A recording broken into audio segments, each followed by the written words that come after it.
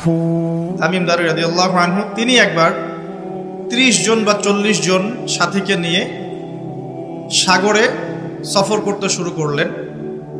প্রচণ্ড ঝড় আসলো, সাগর তাদেরকে প্রায় 1 মাস সমুদ্রের মধ্যে ঘুরালো।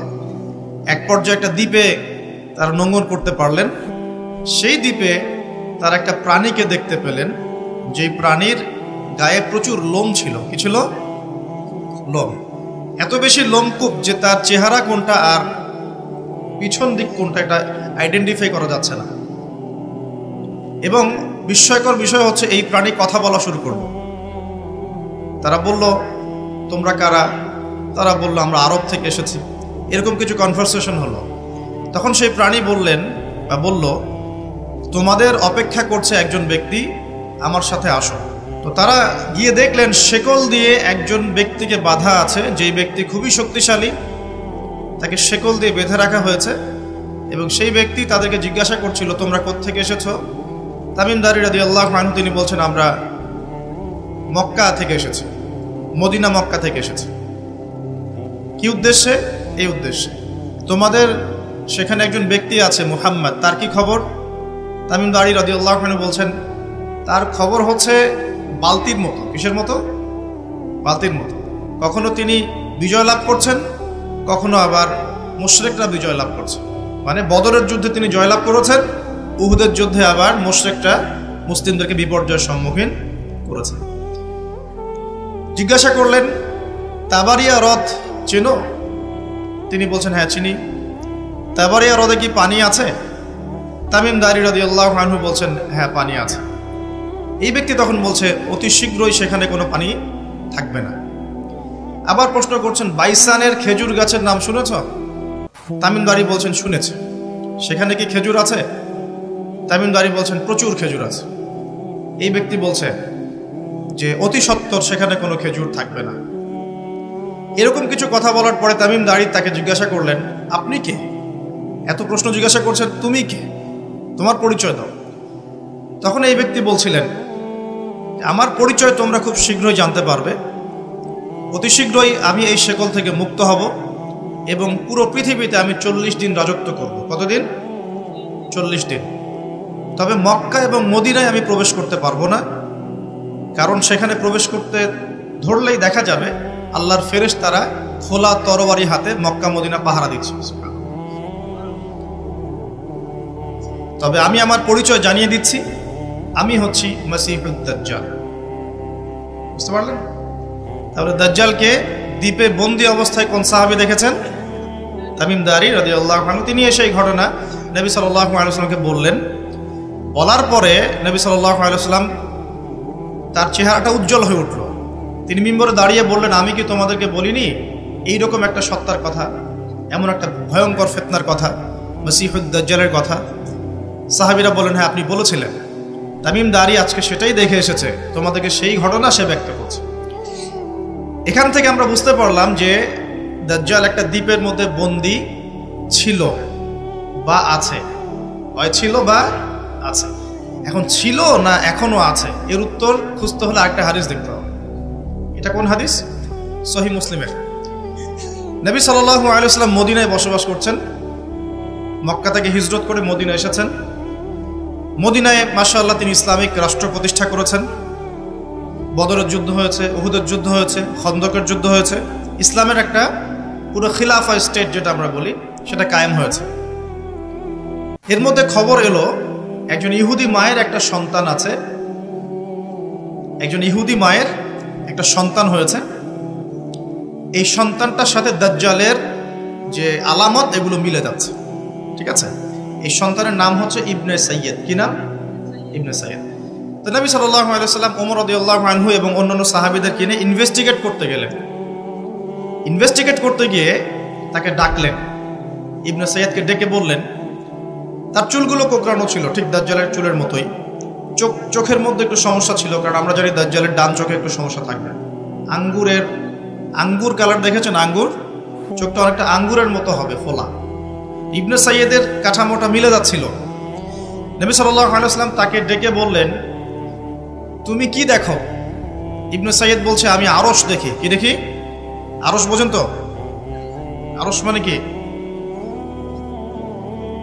আচ্ছা, এখানে আরশের কথা যেহেতু এসেই গেছে, একটা কথা বলে দেই যে নবী সাল্লাল্লাহু আলাইহি ওয়াসাল্লাম একটা হাদিসে বলেছেন, কিতাবুত তাওহীদ গ্রন্থের মধ্যে আছে, আমরা যে পৃথিবীতে বসবাস করছি, এই পৃথিবী থেকে প্রথম আসমান মানে পুরো মহাবিশ্ব, এর দূরত্ব হচ্ছে 500 বছরের রাস্তা। কত বছর? এভাবে দ্বিতীয় আসমান থেকে তৃতীয় আসমানের ডিস্টেন্স 500 বছরের পথ। কত বছর? এভাবে চতুর্থ, পঞ্চম, ষষ্ঠ, সপ্তম, এই 7 আসমানের প্রত্যেক আসমানের ডিস্টেন্স হচ্ছে 500 বছরের রাস্তা। এর উপরে আছে কুরসি। কি আছে? ওয়াসিআ কুরসিয়ুহুস সামাওয়াতি ওয়াল আরদ। আয়াতুল কুরসি পড়েন নাই? আয়াতুল কুরসি ঘুমানোর সময় পড়েন কি? যে ব্যক্তি ঘুমানোর সময় আয়াতুল কুরসি পড়ে, সারা রাত আল্লাহর পক্ষ থেকে একজন ফেরেশতা তাকে পাহারা দিবে। কিন্তু এই কথা নাসা বিশ্বাস করবে না, এই কথা বিজ্ঞান বিশ্বাস করবে না, কারণ তাকে চোখে দেখা যায় না। তাদের একটা জ্ঞানতাত্ত্বিক দর্শন আছে, যেটা আমরা ইউনিভার্সিটিতে পড়ে আসছি দীর্ঘদিন। সেটা হলো, যা চাক্ষুষ দেখা যায় না এগুলোতে বিশ্বাস করতে নাই। পরীক্ষা নিরীক্ষা পর্যবেক্ষণের মাধ্যমে যখন কোনো সিদ্ধান্ত পাওয়া যাবে সেটাই জ্ঞান, এছাড়া জ্ঞানের কোনো অস্তিত্ব নাই। স্কুল থেকে শুরু করে পিএইচডি ডিগ্রি পর্যন্ত এই দর্শনের উপর ডিপেন্ড করে শিক্ষা নিচ্ছি আমরা সবাই। এখন যা দেখি না বিশ্বাস করবো না। এই কারণে পশ্চিমার আল্লাহকে বিশ্বাস করে না, আল্লাহকে দেখা যায় না। ফেরেশতাকে বিশ্বাস করবে না, বলবে যে বোগাস কথাবার্তা। কোথায় ফেরেশতা দেখা যায়? যা দেখি না বিশ্বাস করবো কেন? আখিরাত দেখি না কেন বিশ্বাস করবো? জান্নাত জাহান্নাম দেখি নাই কেন বিশ্বাস করবো? জিন জাতি দেখি নাই কেন বিশ্বাস করবো? আত্মা বা রুহকে দেখেছেন? রুহ বা আত্মা যেটা নিয়ে চলাফেরা করছেন দেখেছেন? কেন বিশ্বাস? কবরের আযাব কেন বিশ্বাস করবো? এই কারণে তাদের দর্শন যেহেতু প্রোটেস্ট্যান্ট ভার্সনের জ্ঞানে বিশ্বাস করে, চাক্ষুষ দর্শন যেটা সেটাই জ্ঞান, এর বাইরে জ্ঞানের কোনো অস্তিত্ব আছে এটা বিশ্বাস করে না। এই কারণেই তারা ইমানের 6 পিলারের কোনো পিলারে বিশ্বাস করে না। আর ইমানের 6 পিলারই কিন্তু গায়েব। গায়েব না? আল্লাহ বিশ্বাস, ফেরেশতায় বিশ্বাস, নবী রাসূলগণ, আসমানি কিতাব, পরকাল, তাকদীর, এগুলো কি দেখা যায়? এমনকি আমরা তো আমাদের নবীজিকেও দেখি নাই, দেখেছি? সাল্লাল্লাহু আলাইহি ওয়াসাল্লাম। আমরা শুধুমাত্র কোরআন দেখছি এবং হাদিসের গ্রন্থগুলো দেখছি, এর বাইরে কিন্তু আমরা কিচ্ছু দেখছি না। তো তারা আবার পরিকল্পিতভাবে তাদের দর্শনটাকে প্রতিষ্ঠা করার জন্যে এবং আমরা যে গায়েবে বিশ্বাস করি এই দর্শনটাকে এলিমিনেট, বাতিল করার জন্যে কিছু শব্দ চালু করেছে। একটা শব্দ মৌলবাদী, একটা শব্দ ধর্মান্ধ। থামেন, ঠিক বেঠিক বলার দরকার নাই, ঠান্ডা মাথায় লেকচার শোন। কোরআন সুন্নাহর কথা ঠিক বললেও ঠিক, না বললেও কি ঠিক কিনা বলেন? আচ্ছা, পশ্চিমারা তাদের দর্শনটাকে বাস্তবায়ন করার জন্য, যে আমরা চোখে যা দেখি তাই বিশ্বাস করব, এর বাইরে কিছুই বিশ্বাস করব না, এই দর্শনটাকে সাবিত করার জন্য এবং আমাদের যে গায়েবে বিশ্বাস, অদৃশ্যে আমরা বিশ্বাস করি, এটাকে এলিমিনেট, বাতিল করার জন্য এই শব্দ দুটো চালু করেছে। যখন আপনি বলবেন আমি বিনা বাক্য ব্যয়ে আল্লাহকে বিশ্বাস করি, মালায়েকা বিশ্বাস করি, নবী রাসূল বিশ্বাস করি, পরকাল, কবরের আযাব, জান্নাত জাহান্নাম সব বিশ্বাস করি, তারা আপনাকে বলবে আপনি ধর্মান্ধ। কারণ আপনি অন্ধভাবে বিশ্বাস করছেন। তো আপনি অন্ধভাবেই বিশ্বাস করছেন। তো আপনি কি প্রমাণ করতে পারবেন জিন জাতির অস্তিত্ব? আপনি কি ল্যাবরেটরিতে বসে বসে, আমরা যে ফিজিক্স, কেমিস্ট্রি, বায়োলজির ল্যাবরেটরিতে করেছি না প্র্যাকটিক্যাল, এই প্র্যাকটিক্যাল কাজগুলোর মধ্য দিয়ে কি আপনি আত্মার অস্তিত্ব প্রমাণ করতে পারবেন নাকি? যারা হার্ট স্ট্রোক করে মারা যাচ্ছে, হচ্ছে না, আমরা কি বলছি? হৃদযন্ত্রের ক্রিয়া বন্ধ হয়ে মারা গেছে, ইন্না লিল্লাহি ওয়া ইন্না ইলাইহি রাজিউন, মাইকিং করে বেড়াচ্ছে, তাই না? হৃদযন্ত্রের ক্রিয়াটা বন্ধ হলো কিভাবে? এর ভিতরে কিছু একটা তো ছিল যেটা এখন নাই। একটা ডেড বডির মধ্যে কিছু একটা নাই যেটা একজন জীবিত মানুষের দেহের মধ্যে আছে। আপনার দেহে কি আছে যেটা একটা মৃত মানুষের দেহে নাই? বলেন কি নাম এটার? এই রুহটা কি পশ্চিমারা কি বিশ্বাস করাতে পারবেন? গিলাতে পারবেন? গিলাতে গেলে বলবে আপনি ধর্মান্ধ। কথা বোঝার চেষ্টা করেন কেন তারা শব্দগুলো ছড়িয়ে দিয়েছে। আর যখন আপনি এই মৌলিক বিষয়গুলো মেনে চলবেন তখন আপনাকে বলবে মৌলবাদী হয়ে গেছে। অথচ এই মৌলিক বিষয়গুলো মেনে না চললে কিন্তু আপনি মুসলিমই হতে পারছেন না। কেউ যদি আত্মায় বিশ্বাস না করে, জিন জাতিতে বিশ্বাস না করে, আপনার আল্লাহ অদৃশ্য বিশ্বাস না করে, আখেরাত অদৃশ্য জগৎ বিশ্বাস না করে, জান্নাত জাহান্নাম, কবরের আযাব, মিজান পুলসিরাতে বিশ্বাস না করে, সে কি মুসলিম হতে পারবে কিনা বলেন দেখি এবার। তাহলে মুসলিম হতে হলে আমাকে আল্লাহর কথা, আল্লাহর বাণীকে চোখ বন্ধ করে বিশ্বাস করতেই হচ্ছে। কোনো কোনো ক্ষেত্রে আল্লাহ পাকের আদেশের সামনে আত্মসমর্পণ করতে হচ্ছে বিনা বাক্য ব্যয়। এক্সাম্পল দিচ্ছি। এই যে ইব্রাহিম আলাইহিস সালামের ছেলেকে জবাই করতে বলেছিলেন আল্লাহ পাক, বলেছিলেন, যার ফলশ্রুতিতে আমরা ঈদুল আজহা পালন করি না। আচ্ছা দেখেন, ইব্রাহিম আলাইহিস সালামকে আল্লাহ পাক বলছেন 3 দিন স্বপ্ন দেখিয়ে তোমার ছেলেকে জবাই করতে হবে, পরীক্ষা তোমার জন্য একটা। এবং তিনি গিয়ে তার সন্তানকে বলছেন, ইন্নী আরা ফিল মানামি আন্নী আসবাহু, হে আমার সন্তান, আমি স্বপ্নে দেখেছি আমি তোমাকে জবাই করছি, ফানজুর মাযা তারা, তোমার রায় কি আমাকে বলো। সন্তান বলছে ইসমাঈল আলাইহিস সালাম, ইয়া আবাতি ফাআল মা তু'মার, হে আমার বাবা, আল্লাহ আপনাকে যা আদেশ করেছেন তাই করুন।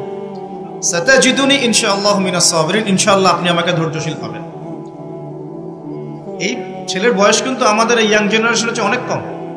যে জেনারেশন রাত 3টায় অ্যালার্ম দিয়ে যে আর্জেন্টিনা খেলা দেখতে ওঠে, এই জেনারেশনের চাইতে ইসমাইলের বয়স কিন্তু অনেক কম। তার বয়স তখন হয়তো 10 বা 12 বা 14। কি শিক্ষা দিলেন তার পিতা তার মা তাকে, যে আল্লাহর আদেশের সামনে জীবন দিতেও তার কোনো পরোয়া নাই।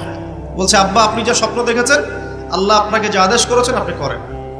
তাহলে কোন শিক্ষার ঘাটতি আমাদের মধ্যে আছে, ভাবতে হবে না এগুলা। ইব্রাহিম আলাইহিস সালাম কিন্তু তার সন্তানকে মানুষ করেন নাই, মনে রাখবেন। তিনি মাঝে মাঝে আসতেন, যাওয়া আসা করতেন, কারণ তার আরেকটা পরিবার ছিল সিরিয়ায়। সারা আলাইহিস সালাম, তার আরেকটা পরিবার ছিল, 2 স্ত্রী। তো তাকে মানুষ করেছেন কিন্তু তার মা হাজারা আলাইহিস সালাম। কোন মা? যেই মাকে ইব্রাহিম রেখে আসছেন কাবা ঘরে, মনে আছে? খাবারও ছিল না, পানিও ছিল না। তিনি বলছেন, আপনি কেন রেখে যাচ্ছেন ইব্রাহিম আলাইহিস সালাম বলেন, আল্লাহর হুকুমে। এখন এই মা বলছেন যে যদি আপনি আল্লাহর হুকুমে আমাকে রেখে যান, আমাদেরকে রেখে যান, ইনশাআল্লাহ আল্লাহ পাক আমাদেরকে ফেলে দিবেন না।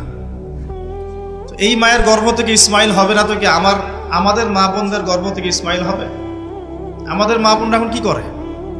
সারাদিন যে মুভিজ, যে সিরিয়ালস, স্বামীকে সম্পত্তির জন্য প্যারা দিতে দিতে স্বামীর হার্ট স্ট্রোক করে ফেলে। বহু স্বামী আছে হারাম খাইতে চায় না, স্ত্রীর পাল্লায় পর হারাম খায়।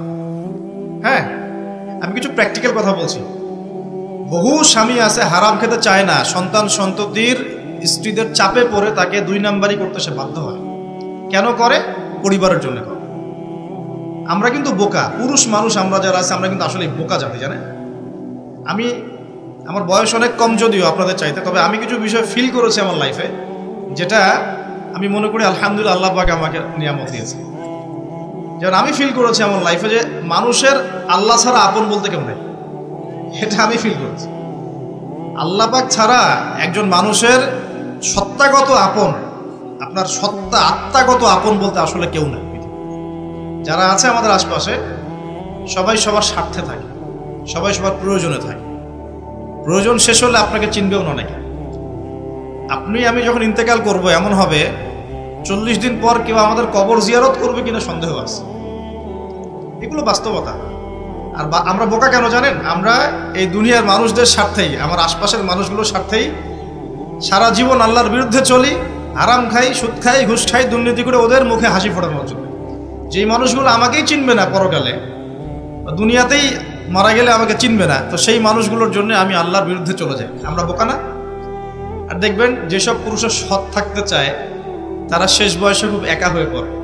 খেয়াল করে দেখেন, যে পুরুষটা সৎ থাকতে চায় শেষ বয়সে গিয়ে দেখবেন তারা খুব একাকিত্বে ভুগছে। আর এখন একটা কমন সমস্যা, এটা অনেক প্রবীণ মানুষ যারা আছেন তারা কিন্তু একাকিত্বে ভোগেন, খুব একাকিত্বে ভোগেন। স্ত্রী দেখছে না, সন্তান খোঁজ খবর নিচ্ছে না, বন্ধু বান্ধবরা নাই, হ্যাঁ, বৃদ্ধাশ্রমে গিয়ে পড়ে আছে। পরিবারগুলোতে এখন পুরুষ নির্যাতন বেরোচ্ছে আর কি। হ্যাঁ, কথা একটু ভিতর থেকে বোঝার চেষ্টা করবেন। হ্যাঁ, নারী নির্যাতন তো আছেই, আমরা জানি। এমন দুশ্চরিত্রের লম্পট অনেক পুরুষ আছে সমাজে, যৌতুকের জন্য মেয়েদেরকে চাপ দেয়, স্ত্রীদেরকে চাপ দেয়, তাই না? শারীরিক মানসিক নির্যাতন করে না? মেয়েদের প্রতিও চরম নির্যাতন হয়, কিন্তু পুরুষদের উপরেও কিন্তু দিন দিন নির্যাতন বাড়ছে। আমরা কিন্তু এই সেন্সে বোকা হয়ে গেছি। চালাক হব কখন? যখন আমরা আমাদের দুনিয়ার প্রতিটা কাজ আল্লাহর সন্তুষ্টির জন্য করব। দুনিয়ার প্রতিটা কাজ যদি আমরা আল্লাহর সন্তুষ্টির জন্য করি, তাহলে আমরা কারো ব্যবহারে কথায় কষ্ট পাবো না ইনশাআল্লাহ। কারণ আমাদের সলাত, ইন্না সলাতি ওয়া নুসুকি মাহইয়ায়া ওয়া মামাতি, আমাদের সলাত সব স্যাক্রিফাইস, জীবন মৃত্যু কার জন্যে? আল্লাহর কাছে আমার এক্সপেকটেশন থাকবে যে আল্লাহর কাছে আমি চাই কোনো মানুষের কাছে কোনো এক্সপেকটেশন নাই, তখন আপনি কষ্ট পাবেন না। জীবনে সুখে থাকার ফিলোসফি অফ হ্যাপিনেস হচ্ছে এটা। জীবনে সুখে থাকার, সুখী হওয়ার, এই দুনিয়ার জীবনে সুখী হওয়ার ফিলোসফি হচ্ছে আল্লাহ ছাড়া কারোর কাছে আশা করেন এবং আল্লাহ ছাড়া অন্য কারোর জন্য কোনো কিছু করতে চান, আল্লাহকে সন্তুষ্ট করার জন্য করতে যান। ইনশাআল্লাহ আল্লাহ পাক আপনাকে সবকিছুই দিবে ইনশাআল্লাহ। সম্মান, মর্যাদা, প্রতিপত্তি, মানুষের ভালোবাসা সবই পাবেন যদি আপনি আল্লাহর হয়ে যান। আমি একটু ভিতরে চলে আসছি আর কি, বাইরে আসে আবার আসেন। তো এই যে কুরসির কথা বলছিলাম, আয়াতুল কুরসি কেন তেলাওয়াত করবেন? কারণ রাত্রেবেলা একজন মালাক বা ফেরেশতা আপনাকে পাহারা দিবে ইনশাআল্লাহ। আর পশ্চিমাদের দর্শন বলে দিলাম, ওরা কিন্তু এই অদৃশ্যের জগতে বিশ্বাস করে না। এই কারণে আমরা যারা অদৃশ্যের জগতে বিশ্বাস করি, আমাদেরকে এইসব সাম্প্রদায়িক শব্দ দিয়ে তারা সারা বিশ্বের বুকে আন্ডারএস্টিমেট করার চেষ্টা করেছে, কিন্তু ধরতে হবে ওরা। সামনে আসেন। এখন কুরসির পরে কি আছে? এই কুরসির উপরে আছে একটা মহাসাগর। কি আছে? মহাসাগর। নাসা কি বলেছে এখন পর্যন্ত? এই জন্য আমরা কেউ বিশ্বাস করি না। কালকেই যদি দেখবেন নাসা বলে দেয় হ্যাঁ একটা মহাসাগরের সন্ধান পাওয়া গেছে, পৃথিবী থেকে লক্ষ কোটি আলোকবর্ষ দূরে, নাম দিয়ে দিল যে .FM0000mm2, একটা নাম দিয়ে দিল। ওরা তো এরকম নাম দেয় আর কি, তাই না? বাস তখন কিন্তু দেখবেন সারা বিশ্বের মানুষ চোখ বন্ধ করে বিশ্বাস করবে কি না? আমরা কিন্তু আল্লাহর প্রতি চোখ বন্ধ করে বিশ্বাসের জায়গায় এই পশ্চিমাদের উপর এখন চোখ বন্ধ করে বিশ্বাস করি। এটা কি বুঝেন? এটা কিন্তু শিরক হচ্ছে, এটাও শিরক হচ্ছে।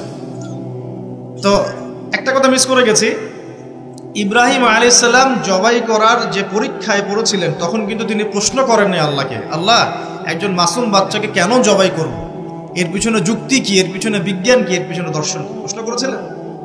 তিনি একদম সামি'না ওয়া আতা'না, আল্লাহ পাক আদেশ করেছেন, চোখ বন্ধ করে পালন করতে গিয়েছে।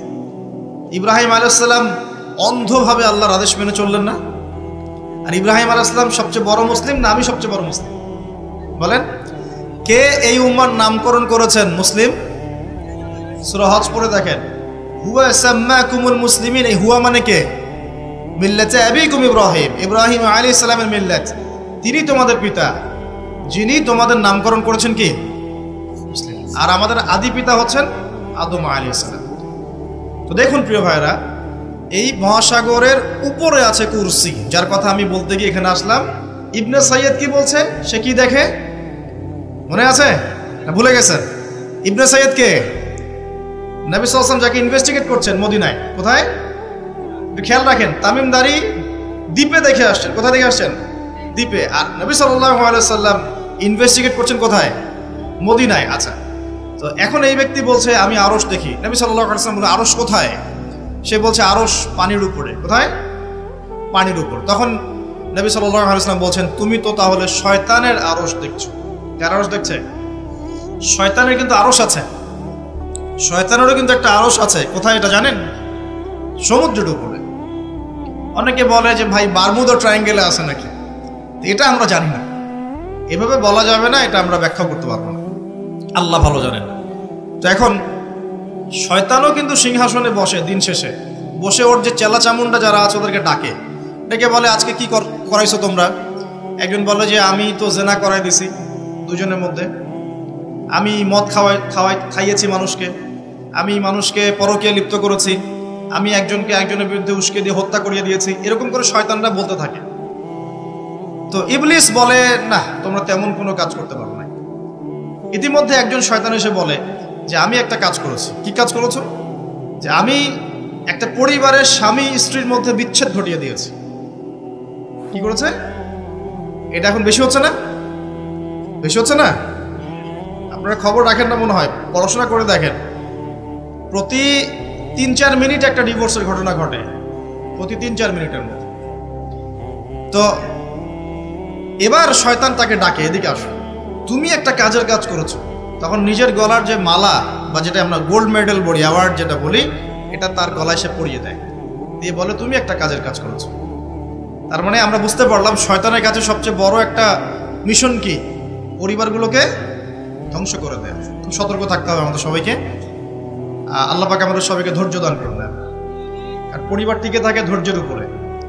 আরেকটা বিষয় বলে দেই, স্বামী স্ত্রীর মধ্যে, যুবকরা এটা উপকৃত হবেন ইনশাআল্লাহ, স্বামী স্ত্রীর মধ্যে শুধুমাত্র ভালোবাসা পরিবার টিকানোর জন্য যথেষ্ট না। স্বামী স্ত্রীর মধ্যে ভালোবাসার চাইতেও বেশি প্রয়োজন হচ্ছে একে অপরের প্রতি বিশ্বাস। কি দরকার? বিশ্বাস না থাকলে ভালোবাসা টিকবে না। প্রয়োজন একে অপরের সম্মানবোধ, একজন একজনের সম্মানটা যেন বোঝে, এবং আনুগত্যের প্রয়োজন আছে। স্ত্রীরা যদি স্বামীদের আনুগত্য না করে সংসার টিকে না, সংসার ভেঙে যায়। বিশ্বাস, আনুগত্য, ভক্তি, সম্মান, শ্রদ্ধা, এর সাথে যখন ভালোবাসা যুক্ত হবে তখন পরিবারটা ইনশাআল্লাহ জান্নাতি পরিবার। কিছু বলদ আবার বলে দিতে পারে যে পরিবারকে আবার জান্নাতের সাথে তুলনা করে ফেললাম। এটা কি পরিবারকে জান্নাতের সাথে তুলনা করে দিলাম? জান্নাতি পরিবার মানে কি? পরিবারের মধ্যে আপনি সুখে আছেন। কিছু মানুষ কথার রূপকথাও ধরতে পারেন, এমনও কিছু মিন মাইন্ডেড মানুষ আমাদের সমাজে আছে, কথা সেন্টেন্সের রূপকথাও ধরার মতো জ্ঞান আল্লাহ পাক তাদেরকে দেন। ইউসুফ আলাইহিস সালামকে ডাকছেন, ইউসুফ আলাইহিস সালাম সামনে আসলেন। এখন ওই যে আজিজ তার স্ত্রী মহিলাদেরকে ডেকে বলছেন, তোমাদের হাতে একটা করে চাকু, একটা করে ফল আছে, ইউসুফ আসো, বাইরে আসো। ইউসুফ বের হলেন। ইউসুফ আলাইহিস সালামকে দেখে এই মহিলাটা কি করেছিল? ওই ফল কাটতে গিয়ে হাত কেটে ফেলছে। হাত কেটে ইউসুফের দিকে তাকিয়ে তারা বলছে যে মা হাযা ইল্লা বাশারা, এটা তো মানুষ না, ইনি তো মনে হচ্ছে মালাকুন কারীম, একজন সম্মানিত ফেরেশতা। কি বলছেন মেয়েরা? এ তো মানুষ না, এ তো মনে হচ্ছে ফেরেশতা, এত সুদর্শন, এত সুন্দর মানুষ হয়। তো এখন এই মহিলাগুলো কি ইউসুফ আলাইহিস সালামকে ফেরেশতার সাথে তুলনা করলো? বুঝতে পারেন না কথা? এই মহিলাটা কি ইউসুফ আলাইহিস সালামকে ফেরেশতা বানাই দিল, না একটা উপমা দিয়েছে? আশ্চর্য একটা বিষয়। আপনি যদি মদিনায় যান, পরিবেশ দেখে বলেন মাশাআল্লাহ, একটা জান্নাতি পরিবেশ আছে, মানে কি আপনি মদিনা সমান সমান জান্নাত বানালেন? মানে এরা বাম পক্ষ সমান সমান ডান পক্ষ প্রমাণিত, এই তত্ত্বে বিশ্বাস করে। মানে ওই যে left hand side right hand side অঙ্ক করছেন না, 2 + 2 = 4। কি বলবো, কাশ্মীর একটা জায়গা আছে না, কাশ্মীর একটা রিনাউন্ড প্রবাদ হচ্ছে কাশ্মীরকে এই পৃথিবীর ভূস্বর্গ বলা হয়। শোনেন নাই? কাশ্মীরকে পৃথিবীর ভূস্বর্গ। তার মানে কি কাশ্মীর আর জান্নাত সমান সমান? কাশ্মীর সমান সমান জান্নাত। এখন আপনি ইন্তেকাল করলে, আমরা ইন্তেকাল করলে কবর হবে হয় জান্নাতের টুকরা, না হলে জাহান্নাম, জান্নাতের বাগান, না হলে জাহান্নামের গর্ত। এটা আছে না হাদিসে? কবর হবে হয় জান্নাতের বাগান, না হলে কি? এখন একজন জান্নাতি মানুষ, মনে করেন একজন জান্নাতি মানুষ, আমরা যার ব্যাপারে জানি যে তিনি জান্নাতি, যেমন এক্সাম্পল দিচ্ছি, নাম হচ্ছে মুয়াজ বিন জাবাল। নাম জানেন? সাহাবী নাম শুনেছেন? মুয়াজ বিন জাবাল রাদিয়াল্লাহু আনহু ইনশাআল্লাহ জান্নাতি না জাহান্নামী? ইনশাআল্লাহ জান্নাতি।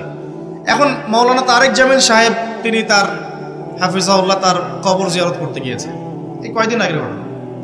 আর সেখানে গিয়ে তিনি বলছেন যে আমি কবরের সামনে দাঁড়িয়ে আমি দোয়া করতে শুরু করলাম, মিশকাম্বরের ঘ্রাণ পেতে শুরু করলাম। মাওলানা তারেক জামিল হুজুরের ভিডিও ক্লিপ আছে, দেখেন ইউটিউবে। তিনি বলছেন, এখন এই যে সাহাবী মুয়াজ বিন জাবাল একজন জান্নাতি সাহাবী, তার মাকবারা থেকে যে মিশকাম্বরের ঘ্রাণ আসলে এটা কি জাহান্নাম থেকে আসবে? এখন কেউ যদি বলে যে মাশাআল্লাহ, এই ঘ্রাণ শুনে তো মনে হচ্ছে যে এটা জান্নাতি ঘ্রাণ, তার মানে কি সেই কবরটাকে জান্নাতের সাথে তুলনা করলো? মানে কবরটা সমান সমান জান্নাত। এই যে 2 + 2 = 4 মেলানোর চেষ্টা করে, মানে মানুষের ইন্টেলেকচুয়াল লেভেল কত নিচু হয়ে গেলে একটা রূপকথাও মানুষ বুঝতে চেষ্টা করে। আর এই সিলি একটা ইস্যুকে নিয়ে সারা অনলাইন গরম করে রাখে। ভাবখানা এমন ইসলামী খেলাফত কায়েম হয়ে গেছে, আর কোনো ইস্যুই বাকি নাই। এই একটা ইস্যুই বাকি আছে, এটা শেষ হলেই খতম, খালাস। আমি আপনাদেরকে রিকোয়েস্ট করব যে পড়াশোনা করেন এবং দূরদর্শিতা অর্জন করেন। উম্মাহ এখন কোন জায়গায় আছে, আমাদের ল্যাকিংসগুলো কোন কোন জায়গায়, এবং কোন কোন জায়গায় আমাদের বেশি কাজ করতে হবে সেগুলোকে বেশি গুরুত্ব দেন। আর দিন শেখার জন্য অনলাইন একমাত্র প্ল্যাটফর্ম নয়, এখানে পুরো থাকবেন না। এখানে ফিতনা বেশি, এখানে জ্ঞানের চাইতে ফিতনা কিন্তু বেশি। এখানে জ্ঞান যতটুকু পাবেন তার চেয়ে ফিতনা ফাসাদ বেশি। এর চেয়ে আমি রিকোয়েস্ট করি আপনারা কনস্ট্রাকটিভ সিলেবাসে পড়াশোনা করে আলেম ওলামাদের সংস্পর্শে থাকবেন, মসজিদ মাদ্রাসার সাথে সম্পৃক্ততা রাখবেন, যারা হকপন্থী ওলামায়ে কেরাম তাদের সাথে সম্পৃক্ততা রেখে দিন চর্চা করবেন। অনলাইন ইউটিউব খালি লেকচার শোনার উপর ডিপেন্ডেন্ট হয়ে যাবেন, সব কিছু লেকচারে কিন্তু পাওয়া যাবে না। এগুলো বিভ্রান্তি সৃষ্টি করতে পারে আপনার। যেমন আপনি অনলাইনে ঢুকলেন, দেখলেন অমুক হুজুর যা বললেন অমুক হুজুরের বিরুদ্ধে। এই যে আপনি একটা কি শিখলেন? আপনি গীবত শিখলেন। আপনি সমালোচনা সংস্কৃতি শিখলেন, আপনি শিখলেন যে কিভাবে ছোট লোক হতে হয়। হ্যাঁ, আপনি আবার আরেকটা ক্লিপে দেখলেন যে যার বিরুদ্ধে বলেছে সে আবার যা বললো তার বিরুদ্ধে কন্টেন্ট আছে না। এখন আপনি ওখানে গিয়ে দেখলেন যে কিভাবে কুতর্ক করতে হয়। আসলে শিখলেনটা কি? আপনি কিছু শিখেন নাই, কিন্তু আপনি আদতে কিন্তু শিখতে পারলেন না। এখন অনলাইনের পুরো জগৎটা এভাবে ভরে গেছে। আমি এমনও দেখেছি, মানে তাজ্জিব হয়ে যায় এগুলো কথা বলতে। আমার মানে খুব, আমি হীনমন্যতায় ভুগছি কথাগুলো বলার, কিন্তু আপনাদের ইন্টেলেকচুয়াল লেভেলটাকে রাইজ করার স্বার্থে কথাগুলো বলছি। কারণ আমি আপনাদেরকে ভাই মনে করি। বাংলাদেশের প্রত্যেক সেক্টরের মানুষকে আমি আমার আপন ভাইয়ের মতো মনে করি, হোক সে পলিটিশিয়ান, হোক সে ইকোনমিস্ট বা প্রশাসনের লোক বা সাধারণ জনগণ, হুএভার হি ইজ। আপনি যখন পুরো জাতির সবাইকে আপন করতে পারবেন না, তাদেরকে নসিহত করতে পারবেন না, সাম্প্রদায়িক হয়ে যাবেন, তখন আপনি একটা সম্প্রদায়ের স্বার্থ দেখবেন, অন্যদের স্বার্থ আপনি দেখতে পারবেন না। দেখুন, আমার কথাটা গৌরবের সাথে শুনুন। একজন ব্যক্তি বিশুদ্ধ করে কোরআনও তেলাওয়াত করতে পারে না। একটা আয়াত তেলাওয়াত করতে আমি নিজে দেখছি তার 15-20টা ভুল হচ্ছে। ভুলগুলো এমন মেজর ভুল হচ্ছে যে আয়াতের অর্থ বিকৃত হয়ে যাচ্ছে। সেই মানুষকে দেখলাম স্টেজের মধ্যে বসে বড় বড় আলেম যারা ইফতা ফারেগ হয়েছেন, বড় মুহাদ্দিস মুফাসসির মুফতি হয়ে গেছেন, ওই মুফতি সাহেবদেরকে সরাসরি স্টেজে চ্যালেঞ্জ করছে যে বুকের পাটা থাকলে আমার সামনে আয়। অথচ আমি নিজে তেলাওয়াত শুনে দেখলাম সূরা নিসার একটা আয়াত তেলাওয়াত করতে 12টা ভুল করে ফেলেছে। তেলাওয়াতই হয় না, মানে মদ মাখরাজ মক্তব আছে না, মক্তব, এই মক্তবের লেভেলের বাচ্চারা যে তেলাওয়াতটা পারে সেই তেলাওয়াতটাও পারে না। এটা আপনারা হয়তো বুঝবেন না, কারণ অনেকে বুঝবেন না, যারা আলেম তারা বুঝবেন কথাটা। এখন এই যে কুতর্কের সমালোচনার অপসংস্কৃতি ইউটিউব ফেসবুকের মধ্যে দিয়ে ছড়িয়ে গেল না, সে যে লেভেলে আছে, ওই মুফতি যাকে সে চ্যালেঞ্জ করছে সেই মুফতির সামনে তার মিনিমাম 2 বছর কোরআনই পড়া উচিত। মিনিমাম 2টা বছর খালি বসে বসে কোরআন তেলাওয়াত করা শেখা উচিত। সে স্টেজে উঠে ফখর করে তাকে বলছে বাহাসের জন্য আসো, এখনই বাহাসের বসো। কি মনে করছেন শরীয়ত? কোরআন তেলাওয়াত করার তো একটা প্রাথমিক লেভেলের বিষয়। এরপরে ব্যাকরণ জানতে হয়, এর নাহু সরফের জ্ঞান দরকার হয়, এর বালাগাতের জ্ঞান দরকার হয়, এর উসুল জানতে হয়, ইবারত পড়া শিখতে হয়, হাদিসের কিতাবগুলো আপনার গবেষণা করার যোগ্যতা অর্জন করতে হয়, ফিকের বইগুলো পড়তে হয়, উসুলে ফিকের বই পড়তে হয়, উসুলে হাদিসের বই পড়তে হয়, আকীদার বই পড়তে হয়। কত পড়াশোনা করে একজন মানুষ মুফতি হয়, ইফতা করে, মুফতি হয়। আর আমাদের উদ্ধত্ত দেখছেন, এই উদ্ধতের অবস্থাটা অনলাইন করে দিল না। মানে আমি এই জন্য রিকোয়েস্ট করতেছি যে কনস্ট্রাকটিভ সিলেবাসে পড়াশোনা করবেন, আলেম ওলামার সাথে সম্পর্ক রেখে সিলেবাস মেনটেন করে পড়াশোনা করবেন। শুধুমাত্র অনলাইন ডিপেন্ডেন্ট হয়ে দিন শিখতে চান না, আপনি বিভ্রান্ত হয়ে যাবেন। এবং এখানে ভালোর চেয়ে খারাপ বেশি শিখবেন, সমালোচনা করা শিখবেন, গীবত করা শিখবেন, ঠুনকো বিষয় নিয়ে উম্মাকে ব্যস্ত রাখা শিখবেন, এগুলোই হবে। আল্লাহ পাক আমাদের সবাইকে বোঝার তৌফিক দেন, আমিন। প্রিয় ভাইরা, খেয়াল করে দেখেন, এই ব্যক্তিকে নবী সাল্লাল্লাহু আলাইহি ওয়াসাল্লাম জিজ্ঞাসা করছেন আরশ কোথায়। চলে আসি মূল আলোচনার দিকে। এখান থেকে আমরা আস্তে আস্তে আমাদের ফিনিশিংয়ের দিকে যাবো ইনশাআল্লাহ। আজকের এই টপিকের সাথে কিন্তু বর্তমান এই ফিফা ওয়ার্ল্ড কাপও রিলেটেড আছে, একটু ধৈর্য ধরে শুনবেন। আমি দাজ্জাল থেকে শুরু করেছি না, আস্তে আস্তে ফিফা দিয়ে শেষ করবো ইনশাআল্লাহ। বসেন, ধৈর্য ধরে বসেন, সময় আছে তো হাতে? আচ্ছা, আজকে আমার হাতেও সময় আছে ইনশাআল্লাহ, তাড়াহুড়া কিচ্ছু নাই, ইনশাআল্লাহ লম্বা আলোচনা হবে। ঠিক আছে, এখন শোনেন, এই ব্যক্তিকে নবী সাল্লাল্লাহু আলাইহি ওয়াসাল্লাম জিজ্ঞাসা করলেন কি তুমি কি দেখো? সে বলছে আমি কি দেখি? আরশ। আরশ কোথায়? সমুদ্রে। তুমি তো শয়তানের আরশ দেখো। এবার দ্বিতীয় প্রশ্ন করছে, তুমি কি বিশ্বাস করো যে আমি মুহাম্মদ শেষ নবী? তুমি কি বিশ্বাস করো যে আমি মুহাম্মদ শেষ নবী? এখন এই ব্যক্তি বলছে, ব্যক্তি নাকি আসলে ছোটই বলা যায়, ইবনে সাইয়্যিদ, তার নাম কি? ইবনে সাইয়্যিদ। সে বলছে আপনি কি স্বীকার করেন যে আমি নবী? কে বলছে? ইবনে সাইয়্যিদ। এই কথা শোনার সাথে সাথে ওমর রাদিয়াল্লাহু আনহু তিনি বলেন, ইয়া রাসূলুল্লাহ, সে তো নিজেকে নবী দাবি করছে, আপনি আমাকে অনুমতি দেন আমি এক কোপে তার গর্দানটা নামায় ফেলে দেব। কে বলছে এটা? ওমর। এবার রাসূল সাল্লাল্লাহু আলাইহি ওয়াসাল্লাম স্টেটমেন্ট শোনেন, সহিহ মুসলিমে আছে। এবার নবী সাল্লাল্লাহু আলাইহি ওয়াসাল্লাম বলছেন যে না ওমর দাঁড়াও, যদি সে সত্যি দাজ্জাল হয়ে থাকে, কথাটা শোনেন, যদি সে সত্যি দাজ্জাল হয়ে থাকে তুমি তাকে হত্যা করতে পারবে না, তাকে হত্যা করবে নবী ঈসা আলাইহিস সালাম। কে হত্যা করবে? আচ্ছা, আর যদি সে দাজ্জাল না হয়ে থাকে তাহলে নিরপরাধ মানুষকে হত্যা করার মধ্যে কোনো ফায়দা